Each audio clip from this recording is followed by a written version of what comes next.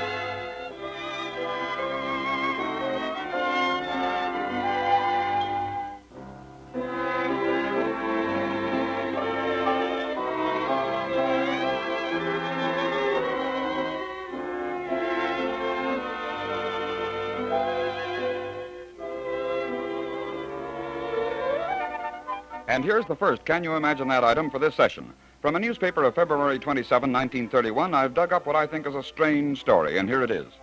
It was on February 26 of that year that 60-year-old Mrs. Catherine Zanito of Newark, New Jersey, was sitting in her home.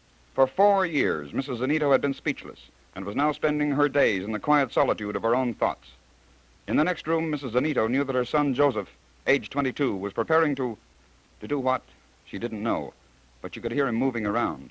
Then suddenly she heard... My boy. My boy. Oh, my boy!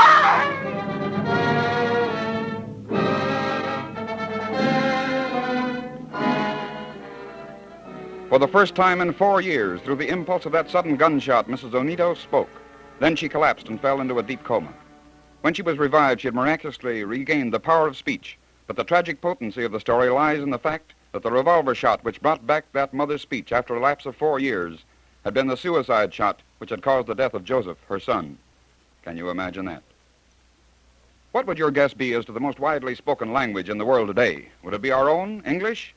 Well, if that's your guess, you're wrong. Yes, because there is one other language which is spoken by more persons than the English tongue, Chinese. The Chinese language and its various dialects is spoken by more than 475 million persons, and English is second. English is spoken by nearly 225 million persons, more than half of whom are Americans. By the way, how many actual languages do you think there are in the world today? A recent study of the French Academy lists 2,796 separate and distinct languages spoken on this earth. Can you imagine that? Of course, all of you have used the expression, here's a little pin money for you. Well, I wonder if you know just how the expression pin money originated. You want to know? All right. We'll go back to the 14th century. Go back to the household in which the man and the wife are having a little discussion. My dear, I simply have to have more money. More money? More money. My dear wife, has it ever occurred to you that money doesn't grow on bushes? But, Will, I don't know what became No, of of course. You don't know what became of the money. I can't understand it. For the past 3 months, you've been running out of the money I give you. What's doing it? Well, I bought some pins. Pins? Pins, those inventions of the devil. Stop buying them. Will, they're so handy. I can use them to hold a seam together. Why, I repaired your jacket only last week with them. I absolutely forbid you to buy any more pins. They're too expensive. Besides, they're a lazy woman's way of repairing things which are better done by good, honest sewing. But... No buts. I absolutely forbid you to buy any more pins. But the lady did buy more pins because they were so handy. In fact, many of the women of the 1300s found themselves very short of money because they had bought pins. The situation went from bad to worse, and finally a government decree was issued which said, Hear ye, all ye merchants selling pins. It is hereby forbidden to sell pins to anyone except on the 1st and 2nd of January. Can you imagine that? But now let's go back to our husband and wife again. The lady is doing something with a little box. What are you doing there? What is that box? It's my pin money. Pin money? What are you talking Well, about? don't you see? I put a little money aside each day so that on the 1st and 2nd of January I can buy pins. That way I don't miss the few coins I put aside, and I can buy my pins without using the money that should be used for something else. Isn't that clever of me?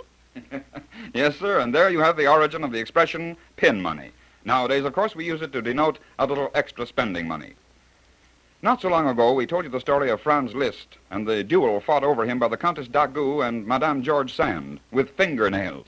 Well, literature about Franz Liszt seems to be replete with stories, and I've dug one up which I think is very amusing. One day, a young man, rather conceited and sure of himself, went to Liszt with a piece of music he had written. The young man put it in front of Liszt, who said, My dear young man, this passage right here, what is it? Why, it is music, Herr Liszt. Music. Music. But look, the dissonances, the wrong harmonies. That simply isn't done in music. It must not be done. Ah, Herr Liszt. But I have done it. Yeah, you have done it. Young man, I am going to show you something. Now, here. Do you see what I have in my hand? Why, a pen full of ink. Oh, I see. You are going to make corrections in No. my composition. No, I am not going to make corrections in your composition. I'm going to do this, and Oh, this, and this. Herr Liszt, you are ruining my new waistcoat, my beautiful new waistcoat. Oh. Yeah, I have ruined it, young man. I splattered ink all over it. That I have done. But it must not be done. Do you understand? Now come along, young man, and I'll buy you a new waistcoat. And so Franz Liszt bought the young man a new waistcoat, but not before he had taught him a very valuable lesson. Can you imagine that? Some time ago, a man named Will Shakespeare wrote a play called The Comedy of Errors. As a play, it's funny and very good, but it remained for the police of Durham, North Carolina, to write one of their own Comedy of Errors. It was on a day in February 1939 that a desk sergeant of a Durham police station received a telephone call. Police. Desk sergeant speaking. My name is Bram. I want to report a theft. Yes, sir. Just a moment. I'll write it down. All right, Mr. Bram. Go ahead. I had a ham in an aluminum roaster sitting on the What back was it? porch. A ham, you know, the kind you make sandwiches on. Oh, okay. Go ahead.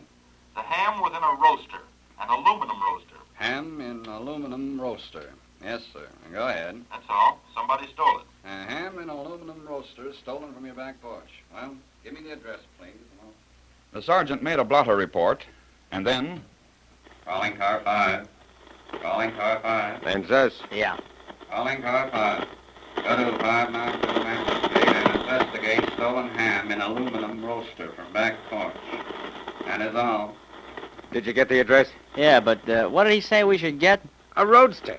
Are you sure? Sure, I'm sure. Come on, let's go. Okay. The radio patrol car and others were a little puzzled. They didn't quite get it. Then, at the police station once more... Police. Desk sergeant speaking. Hey, Sarge, maybe we're crazy, but we still can't figure out what it was doing there. Maybe you're crazy. What are you talking about? What can't you figure out got where? We want to know what a roadster was doing on a back porch. A roadster on a back porch. Who said anything about that? I said a ham in an aluminum roaster on a back porch was stolen. Goodbye. But that wasn't all. Another officer got hold of a somewhat blurred carbon copy of the sergeant's report and said he... Yeah, we sure get some funny things to cover. Now they got me looking for an aluminum rooster. And anybody knows there ain't such a thing as an aluminum rooster. They just don't come that way. And so, over the simple report of a stolen ham in an aluminum roaster, the police of Durham, North Carolina, went out hunting for a roadster that was missing from a back porch and a very, very improbable aluminum rooster. Can you imagine that? Protect the country. Destroy the foreigner. That was the cry that rang through parts of China during the turn of the century. It was the watchword of a band of rebellious Chinese known as Yi Ho Chuan. Freely translated, the name of the band is Righteous Harmony Fists. And because of the word fists appearing in their title, the uprising came to be known as the Boxer Rebellion. It was under the goading of the doughty and crafty old Empress Dowager Tzu Si that these bands undertook to rid China of what they deemed to be foreign aggression. On the last day of 1899, an English missionary was murdered. And when the foreign powers tried to throw more troops into Peking, the situation was tremendously aggravated, and the Empress Dowager ordered all foreigners killed. Beginning with the murder of the German ambassador, the lives of other ministers, their staffs and families, the lives of Christian missionaries and their families became pawns on the ancient chessboard of Oriental versus Occidental conflict. It was during these arduous times that one group of missionaries gathered at the close of a fearful day under the guidance of Helen Knox Strain. Please, friends, we must not be afraid. Afraid? Well, how can we help it? No way to get word out for help. Our friends are being destroyed by scores. None of us know when we'll be next. Perhaps those fiends... Listen, there they are. They're coming for us. They're coming! They're coming for us! Please be quiet. Let us all be calm. How can we be calm? Through the grace of God, my friend. Though destruction walk around us, though the arrows past us fly, angel guards from thee surround us. We are safe if thou art nigh. My friends, let us sing that grand old hymn. Through that solace we shall gain strength of spirit. Savior, breathe an evening blessing, ere repose our spirits seal. Sin and want we come confessing, thou canst save and thou canst heal. Though destruction walk around us, though the arrows past us fly, angel guards from thee surround us. We are safe if thou art nigh. Though the night be dark and dreary, darkness cannot hide from thee. Thou art he who never weary, watcheth where thy people be. Should swift death this night o'ertake us, and our cause become our tomb, may the morning hen awake us, glad in life and deathless bloom. Yes, it was through the inspiration of that great evangelical hymn that Helen Knox Strain and her beleaguered colleagues braved the threat of death at the hands of enraged and savage boxers and lived to tell the story. Well, now I'm going to turn you over into the good care of your own announcer until our next session of Can You Imagine That? And until then, this is Lindsay McHarry saying goodbye now.